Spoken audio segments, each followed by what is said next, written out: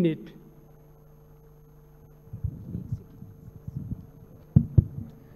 सम्माननीय सभामुख महोदय, ज्येष्ठ 19 के दिन मैं संसद में अनुपस्थित थी। मेरी अनुपस्थिति में वहाँ पे हमारे इस संसद के एक माननीय जी ने जो मंतव्य दिया उसको घृणा का मंतव्य कहा जाता है, अंग्रेजी में उसको हेट स्पीच कहा जाता है सभामुख महोदय, क्योंकि उन्होंने रगत उमलने की बात कही। उन्होंने अपने मेरे पद का मर्यादा नहीं होता तो मैं भौतिक रूप से भी आक्रमण कर सकती थी, ये बात कही। और भारतीय चेली नेपाल के संसद में आके दादागिरी करती है, ऐसी बात कही। सभामुख महोदय, मैं वैसी भाषा प्रयोग नहीं करूंगी, मैं प्रेम से अपनी बात कहूंगी सभामुख महोदय।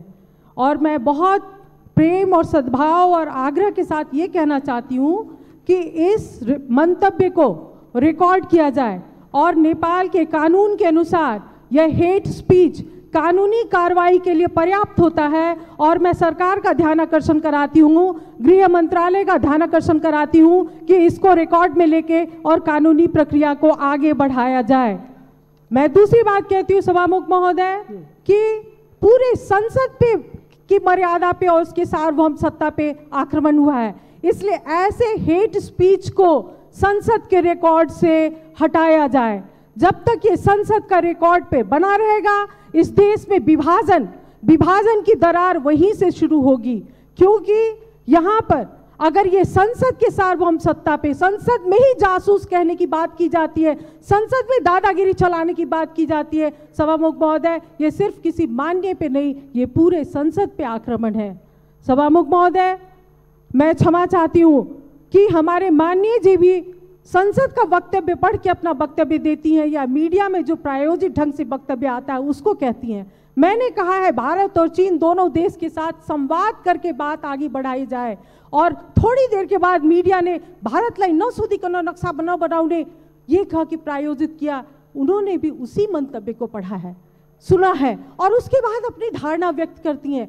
कम से कम हम लोग सभासद लोग जब बोलते हैं तो वस्तुगत तथ्य और प्रमाण के आधार पे बोलें। जब बाहर के जनता की हल्ला होती है, उसी के हल्ला में हम लोग जाएंगे तो हम लोग देश का नेतृत्व कैसे करेंगे। मैं जो दूसरी बात, महत्वपूर्ण बात उठाना चाहती हूँ यहाँ पर, हमारे माननीय जी ने एक बात तो अच्छा ही कहा, भारतीय चेली को भारतीय दलाल बोलते बोलते चेली कहा, महिला है सहानुभूति होगी इसलिए इज्जत बढ़ाया है, लेकिन फिर भारतीय जासूस करके उन्होंने सब पे पानी फेर दिया। मुझको भी मालूम है सभामुख महोदय, उनके पति राप्ती जिला के दांग जिला के राप्ती गांव पालिका में जब वो चुनाव लड़ रहे थे तो उनके गांव पालिका के निर्वाचन में भारतीय रुपया बांटा गया। बाद में जब गांव वालों ने पकड़ा कि नहीं ये भारतीय रुपया तो उत्तर की छिमेकी चीन की तरफ से बांटा गया है, तो कहीं इस संसद में बिना किसी बड़ी शक्ति के आरोप के बिना उनको कैसे हिम्मत हुई, कहीं हमारे उत्तरी छिमेकी चीन के पे तो उन्होंने एक भारतीय चेली पे आरोप नहीं लगाया है। भारतीय चेली ऐसे नहीं आई है सभामुख महोदय, नेपाल के कानून के अनुसार आई। और मैं एक बार और कहती हूँ, मैं नेकपा पार्टी के संसदीय दल के नेता और नेकपा पार्टी के अध्यक्ष और नेतागण से कहती हूँ, मैं महत्वपूर्ण बात कहने जा रही हूँ सभामुख महोदय, इतिहास की जानकारी नहीं है तो इतिहास की जानकारी हमसे लें। अपने नेताओं और कार्यकर्ताओं को ठीक से प्रशिक्षित करें, हिंदी का नेपाल में क्या स्थान है और हिंदी का यहाँ पे क्या संबंध है वो उनको बताएं, ताकि उनका रगत नहीं उमले।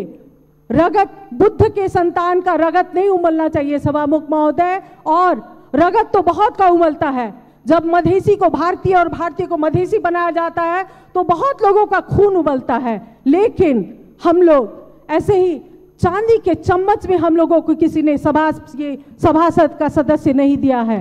जनता के बीच में संघर्ष करते करते करते हम लोग आए। और अंत में एक बात और मैं कहूंगी, नागरिकता के विषय में उन्होंने कहा है कि हम लोग क्यों राष्ट्रपति होंगे, हम लोग समय मैं एकदम खत्म कर रही हूँ, महत्वपूर्ण बात है।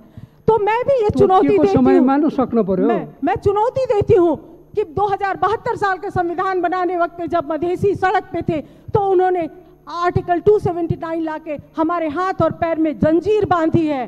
जंजीर जब तक रहेगी तो हमारा संघर्ष रहेगा, और हिम्मत है तो वो जंजीर को हटाइए और तब हम साथ मिलकर नेपाल बनाएंगे। नहीं तो ये बात तो चलती रहेगी। सभामुख महोदय, मैं फिर से कहती हूँ कि इसको सभामुख महोदय रिकॉर्ड से हटाया जाए। मैं ये मांग करती हूँ, जब तक इसके बारे में ये घृणा का स्पीच इसको रिकॉर्ड से नहीं हटाया जाएगा, मैं क्षमा चाहती हूँ। हम लोग संसद को ठीक से सुचारू रूप से आगे बढ़ने में देने में असमर्थ हैं। सभामुख महोदय।